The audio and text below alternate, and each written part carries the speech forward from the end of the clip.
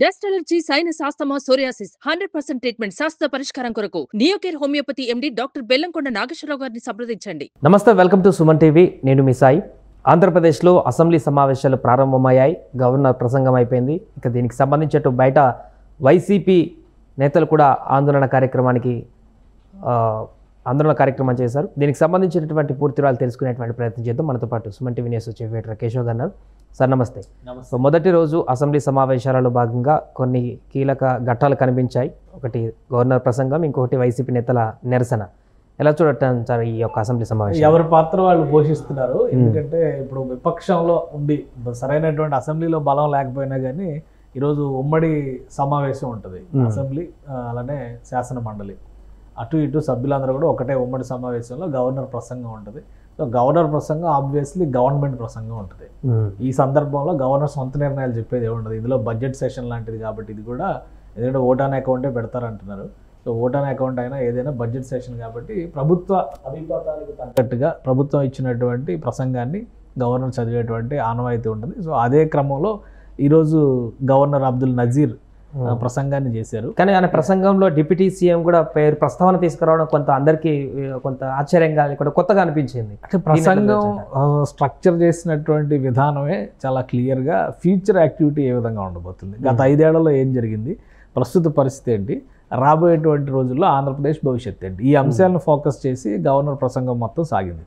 Governor మాట్లాడినటువంటి కొన్ని విషయాలు కూడా రాష్ట్ర విభజన సహేతుకంగా జరగలేదు కాబట్టి 46% మాత్రమే వనరులు ఎక్కువ జనాభా కలిగినటువంటి ఆంధ్రప్రదేశ్కి వచ్చినాయి, మిగతావన్నీ తెలంగాణ వైపు వెళ్ళినాయి. ద్రవ్యలోటు దాని కారణంగానే ఎక్కువ భారం అయింది. రాజధానిని కోల్పోయాం. ఇప్పుడు హైదరాబాద్ ఉమ్మడి రాజధాని అనేటువంటి మాట కూడా చెప్పడానికి లేదు కదా, యాజ్ పర్ యాక్ట్ ఎక్స్పైర్ అయిపోయింది కాబట్టి అది లేదు.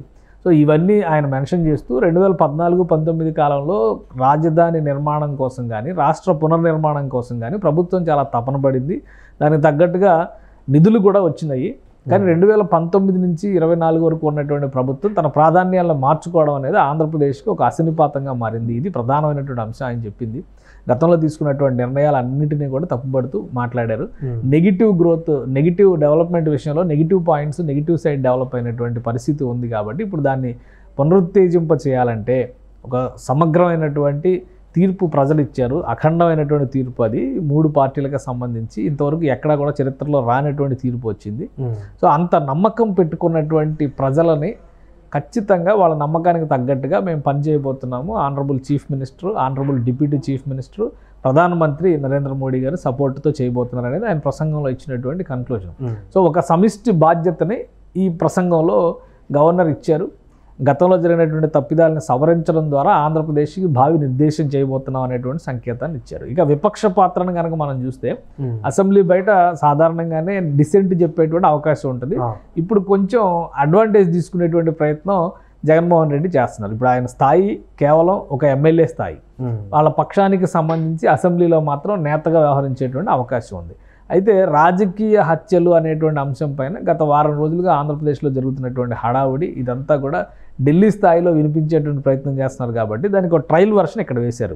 అసెంబ్లీ ముందర అసెంబ్లీలోకి ప్లకార్డులు తీసుకుని వెళ్ళే అవకాశం, అసెంబ్లీలోకి నిరసన తెలియడానికి నల్లబట్టలు వేసుకుని వెళ్తేనే నల్లబట్టలు వేసుకోవడానికి వీలు లేదని చెప్పని గత ప్రభుత్వంలో ఆయన మొత్తం ఎమ్మెల్యేలని, అంటే అప్పుడు 23 మంది ఎమ్మెల్యేలు ఉన్నారు కదా తెలుగుదేశం, వీళ్ళకంటే 10 మంది ఎక్కువే ఉన్నారు, 10-11 మంది ఎక్కువే ఉన్నారు, డబల్ ఉన్నారు ఒక రకంగా. సో వాళ్ళందరినీ కూడా ఆ రోజు నిలువరించినటువంటి పరిస్థితి ఉంది. అలానే అసెంబ్లీలో అమరావతి బిల్లు పెట్టినటువంటి సందర్భంలో రైతులు నిరసన తెలియజేయడానికి చెప్తే కూడా ఎంత నిర్బంధకాండ జరిగిందో అందరూ చూశారు ఆ రోజు, దృశ్యాలు కానీ ఫోటోలు కానీ. ఈరోజు అక్కడ జరిగింది ఏంటంటే ఈ ప్లకార్డులు తీసుకెళ్ళడానికి వీలు లేదు అని పోలీసు అధికారులు వాటిని తొలగించే ప్రయత్నం చేస్తే పోలీసులు ఓవర్ యాక్షన్ చేస్తున్నారు. ఎల్లకాలం మీదే కాదు, అసలు నీ కాలం పోయి ఎంతకాలం అయింది, అప్పుడే ఎల్లకాలం మీదే కాదు, ఈ చర్చలు ఎక్కువ అవుతున్నాయి. అంటే ఒక డిసెంట్ చెప్పేటువంటి క్రమంలో ప్రస్తుత ప్రభుత్వాన్ని నిలదీయాలనేటువంటి తపనలో ఇంకా 4 రోజులే అయ్యింది, 40 రోజులే కదా గవర్నమెంట్ మారి అయ్యింది, అప్పుడే ఏదో జరిగిపోయింది అనేంత ఒక భయోత్పాతాన్ని సృష్టించేటువంటి ఎత్తుగడల్ని వైఎస్ఆర్సీపీ అమలు చేస్తుంది. ఆటోమేటిక్గా పోలీసులు నిలువరిస్తారు. ఇప్పుడు గతంలో ఆయన వచ్చినప్పుడు ఏకంగా పరదాలు కట్టి అసలు నరమానవుడు రోడ్డు మీద లేకుండా చేసి లోపలికి వచ్చినటువంటి పరిస్థితి ఉంది కదా. ఇప్పుడు అలాంటి పరిస్థితి ఉంటే అప్పుడు లెక్క వేరేగా ఉండేది, అలాంటి పరిస్థితి లేదు కదా.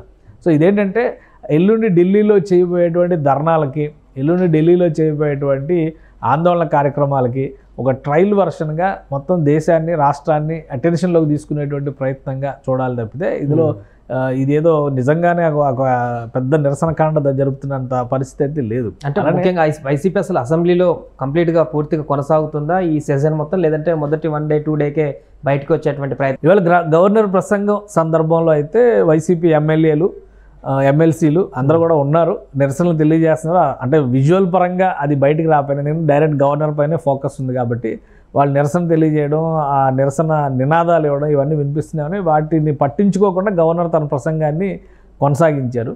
సో వైఎస్ఆర్సీపీ నాయకుల కార్యాచరణ రేపు అంటే ఇప్పుడు మొదటి రోజు సమావేశంలో గవర్నర్ ప్రసంగం కంప్లీట్ అయింది. అలాగే ఎజెండా డిసైడ్ చేయాలి. ఎజెండా కోసం బీఏసీ సమావేశం నిర్వహించాలి, అసెంబ్లీ బిజినెస్ అడ్వైజరీ కమిటీ సమావేశం నిర్వహించాలి. సో శాసన మండలి సమావేశం కూడా రేపటి నుంచి షెడ్యూల్ అవుతుంది. బడ్జెట్కి 23వ తారీఖు ప్లాన్ చేసుకున్నారు. సో ఇప్పుడు వీళ్ళు డిసైడ్ కావాల్సింది ఏంటంటే వైఎస్ఆర్సీపీ బుధవారం నిరసనల కోసం ఢిల్లీ వెళ్ళబోతుంది.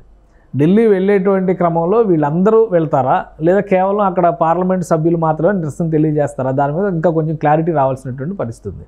సో ఒకవేళ అందరూ వెళ్ళే అవకాశాలు ఎక్కువ ఉన్నాయి, ఎందుకంటే అక్కడ జనాభా ఎక్కువ కనిపిస్తేనే కదా ఆందోళనకి రక్తి కట్టేటువంటి అవకాశం ఉంటుంది. ప్లస్ అక్కడ నిరసన తెలియజేస్తూ కూడా జాతీయ పార్టీలు అన్నిటిని కూడా కలవాలి అనేటువంటి ఆలోచన జగన్మోహన్ రెడ్డి గారు చేస్తున్నట్టు సమాచారం ఉంది. బహుశా వాళ్ళందరినీ కలిసి రిప్రజెంటేషన్స్ ఇవ్వచ్చు. జగన్మోహన్ రెడ్డి గారు మళ్ళీ ఆ రిప్రజెంటేషన్స్ నేరుగా ఇస్తారా లేదా ప్రతినిధుల్ని పంపిస్తారా? ఇప్పుడు ఆయన దూతలు ఉన్నారు కదా, మిథున్ రెడ్డి, విజయసాయి రెడ్డి, వైవి సుబ్బారెడ్డి వీళ్ళు ఉన్నారు కదా, ఈ టీంని ఏమన్నా పంపిస్తారా అనేది ఇంకా క్లారిటీ రావాలి. కార్యాచరణ అయితే వాళ్ళు ఇచ్చినటువంటి షెడ్యూల్ ప్రకారం నిరసన తెలియజెప్పడం కోసం రేపు రాత్రికే ఢిల్లీ బయలుదేరబోతున్నారు. సో అక్కడ ఏర్పాట్ల పైన ఫోకస్ పెట్టేటువంటి ఛాన్సెస్ ఉంటాయి కాబట్టి బహుశా అసెంబ్లీ సమావేశాలకి దూరంగా ఉండే అవకాశాలు ఎక్కువ కనిపిస్తున్నాయి. బడ్జెట్ ప్రసంగం సమయానికి వస్తారా లేదా అనేది కూడా స్పష్టత లేదు. కాబట్టి బహుశా నేను అనుకోవడం వైసీపీ బృందం మొత్తం కూడా ఢిల్లీ మీదే ఫోకస్ పెట్టేటువంటి ఛాన్సెస్ ఉన్నాయి. అందుకనే టీడీపీ కానీ జనసేన కానీ మంత్రివర్గంలో ఉన్నటువంటి వారు కానీ సవాల్ విసురుతున్నటువంటి పరిస్థితి ఉంది. మీరు సభలో ఉండి ముందు రాష్ట్రంలో మాట్లాడాలి కదా, రాష్ట్రంలో మాట్లాడకుండా మీరు అక్కడ నిన్న హోంమంత్రి ఒక ఛాలెంజ్ ఇస్తారు. మీరు 36 హత్యలు జరిగినాయి అంటున్నారు, ఎక్కడ జరిగింది డేటా ఇవ్వండి అంటున్నారు. ఎందుకంటే పోలీస్ రికార్డ్స్ ప్రకారం చూస్తే అవన్నీ వ్యక్తిగత కక్షలతో జరిగినటువంటి ఇన్సిడెంట్స్ కొన్ని ఉన్నాయి, 1-2 రాజకీయ హత్యలు ఉండొచ్చు. సో వాటిపైన విచారణ జరుగుతుంది. మీరు ఒక కన్క్లూజన్కి ఎలా ఇస్తారో ఆల్రెడీ సునీత గారు, వైఎస్ సునీత గారు, నర్రెడ్డి సునీత గారు ఒక స్టేట్మెంట్ ఇచ్చారు. రాష్ట్రంలో జరుగుతున్న రాజకీయ హత్యల కోసం ఢిల్లీలో ధర్నా చేస్తానంటున్నారు. మరి బాబాయ్ హత్య కేసు ఛేదించేందుకు 5 ఏళ్ళు అధికారంలో ఉన్నప్పుడు ఏ రోజు సహకరించలేదు, దాని గురించి కూడా అడగండి ఢిల్లీ వెళ్ళినప్పుడు అని చెప్పి ఆమంటున్నారు. షర్మిల గారు కూడా ఏదో ఇవాళ మీడియాతో మాట్లాడబోతున్నారు. ఏం జరుగుద్ది అనేది ఆసక్తికరంగా ఉంది. కానీ ఒకటి ఏంటంటే 45 రోజులకే ఒక భయోత్పాతాన్ని సృష్టించి ఆంధ్రప్రదేశ్ మొత్తం అతలాకుతలం అయిపోయింది అనేటువంటి రీతిలో వైసీపీ నేతలు వ్యవహరిస్తున్నటువంటి తీరు వలన పెద్దగా ప్రయోజనాలు చేకూరేటువంటి పరిస్థితి లేదు. జగన్మోహన్ రెడ్డి గారు మొన్న ఆయన ఓదార్పు కోసం వెళ్ళిన సందర్భంలో మాట్లాడిన మాటలు కానీ, తర్వాత మీడియాతో చేసినటువంటి వ్యాఖ్యలు కానీ, ఇప్పుడు ఆందోళన సందర్భంగా అసెంబ్లీ గడప ముందర చేసినటువంటి వ్యాఖ్యలు కానీ, ఇవన్నీ ఏదో ఒక రోజులోనో 2 రోజుల్లోనో అద్భుతాలు జరిగిపోయి రాష్ట్రపతి పాలన వచ్చి ప్రభుత్వం రద్దు అయిపోయి మళ్ళీ ఎన్నికలు వస్తే మొత్తం జడ్జిమెంట్ అంతా మారిపోద్ది అన్నట్టుగా ఆయన ఆశిస్తున్నారు. కానీ ప్రజలు ఎన్నుకున్నప్పుడు ప్రభుత్వానికి కొంత అవకాశం ఇస్తారు. కాన్స్టిట్యూషన్ ఇచ్చిన దాని ప్రకారం 5 ఏళ్ళ అవకాశం ఉంది. 40 రోజుల్లో ఏం చేయాలి? అసలు ప్రభుత్వం ఫెయిల్ అవుతుంది అన్ని రకాలుగా. ఆంధ్రప్రదేశ్ ప్రభుత్వం గత 40 రోజుల్లో చూస్తే కనుక ఈ నియంత్రణ విషయంలో, లా అండ్ ఆర్డర్ విషయంలో ముఖ్యంగా ఫెయిల్ అవుతున్నటువంటి పరిస్థితి ఉంది. ఎక్కడ పడితే అక్కడ ఫైళ్లు తగలడిపోతున్నాయి, ఎక్కడ పడితే అక్కడ కేసులు ఇప్పుడు ఈ ఘటనలు జరుగుతున్నాయి. వీటన్నిటిని పట్టించుకునేటువంటి ఒక అధికారి డిసైడ్ చేస్తున్నాడు ఏ డెసిషన్ తీసుకోవాలన్నా కానీ. నేరుగా ముఖ్యమంత్రిలో లేదంటే పార్టీలో ఉన్నటువంటి ఇంకెవరో కూటమిలో ఉన్నటువంటి నేతలో ఎవరో డిసైడ్ ఒక అధికారి డిసైడ్ చేసి ఇది జరిగిపోయిందని చెప్తున్నారు. సో ఇంకా అసలు అధికార యంత్రాంగమే ఈ ప్రభుత్వానికి సహకరించేటువంటి పరిస్థితి కనిపించట్లేదు. ఇవన్నీ ఒక్క రోజులో 62 మంది ఐఏఎస్ ఐపీఎస్ ఆఫీసర్స్ అందరిని కూడా బదిలీలు చేసిందంటే ప్రభుత్వం ఎంత సహాయ నిరాకరణ బ్యూరోక్రసీలో ఉందనుకోవాలి. లేదా ప్రభుత్వానికి వ్యతిరేకంగా ప్రభుత్వ అభీష్టానికి వ్యతిరేకంగా వ్యవహరిస్తున్నటువంటి శక్తులు బ్యూరోక్రసీలో ఎంతలా పాతుకుపోయాయి అనుకోవాలి. 62 మందిని ఒకేసారి బదిలీ చేసింది ప్రభుత్వం. సో అందుకని ఇక్కడ చాలా అంశాలు ముడిపడి ఉన్నాయి. వాటన్నిటితో సంబంధం లేకుండా సోషల్ మీడియా హడావుడి ద్వారా ప్రజల్ని తప్పుదోవ పట్టించేటువంటి ప్రయత్నం చేస్తున్నారనేటువంటి సందేహాలు కూడా అధికార పార్టీలో ఉన్నటువంటి కూటమి నేతలు పదే వ్యక్తం చేస్తున్నటువంటి పరిస్థితి ఉంది. ఢిల్లీ సెంట్రిక్గా జరగబోయేటువంటి ఆందోళనను దృష్టిలో పెట్టుకునే రాష్ట్రంలో ఈ 2 రోజులు మరికొన్ని ఆందోళన జరిగేటువంటి అవకాశం ఉంది. వైసీపీ ఆధ్వర్యంలో వరుసగా దానికి సంబంధించినటువంటి నిరసన కార్యాచరణను కూడా వైసీపీ నాయకత్వం సిద్ధం చేసుకున్నట్టుగానే కనిపిస్తుంది. కాబట్టి అధికార యంత్రాంగం అప్రమత్తంగా, ముందు ప్రభుత్వం అప్రమత్తంగా ఉండాలి. ఎక్కడ అల్లర్లు జరగకుండా, ఘర్షణలు జరగకుండా ఎలా నియంత్రించాలి, అధికారులను ఎలా తమ దారిలోకి తెచ్చుకోవాలి, లేదా ప్రభుత్వ అభిష్టానికి అనుకూలంగా వ్యవహరించేటువంటి అధికారులు ఇంకా అవసరమైతే ఎన్ని మార్పులు చేయాలి, వాటిపైన కూడా రాష్ట్ర ప్రభుత్వం ఫోకస్ పెట్టాల్సినటువంటి పరిస్థితి కనిపిస్తుంది. అసెంబ్లీ లోపల జరిగినటువంటి సన్నివేశాలు వేరుగా ఉన్నాయి, అసెంబ్లీ బయట జరుగుతున్నటువంటి సన్నివేశాలు వేరుగా ఉన్నాయి. వీటికి సంబంధించి సోషల్ మీడియాలో ట్రోల్ అవుతున్నటువంటి అంశాలు ఇంకా భిన్నంగా ఉంటాయి. సో వీటన్నిటినీ ప్రజలు ఏది నిజం అని తెలుసుకోవడానికే కొంత సమయం పట్టేట్టుగా కనిపిస్తుంది. ఆ కన్ఫ్యూజన్ స్టేటస్ని క్రియేట్ చేయడం ద్వారా ఆంధ్రప్రదేశ్లో ఏదో గందరగోళం జరుగుతున్నటువంటి పరిస్థితి సృష్టించడం ద్వారా లబ్ధి పొందేటువంటి ప్రయత్నం అయితే జరుగుతుంది. దీనిపైన అధికార పార్టీ, అధికార కూటమి ముందు అప్రమత్తంగా ఉండాల్సినటువంటి సంకేతం స్పష్టంగా కనిపిస్తుంది. Right sir. సో అది మొదటి రోజు అసెంబ్లీ సమావేశాల్లో భాగంగా ఈరోజు గవర్నర్ ప్రసంగం జరగగా అటు బయట వైసీపీకి సంబంధించినటువంటి నేతలందరూ కూడా ఆందోళన నిరసన చేసేటువంటి కార్యక్రమం చేశారు. అటు అసెంబ్లీలో కూడా కొంత నినాదాలతో హోరెత్తించేటువంటి ప్రయత్నం చేశారు. ఏదేమైనా కూడా అసెంబ్లీ మొదటి రోజు సమావేశం అయితే ప్రశాంత వాతావరణంలో ముగిసింది. సుమన్ టీవీలో మీ పర్సనల్ అండ్ బిజినెస్ ప్రమోషన్స్ కోసం కింది నెంబర్కి కాంటాక్ట్ చేయండి.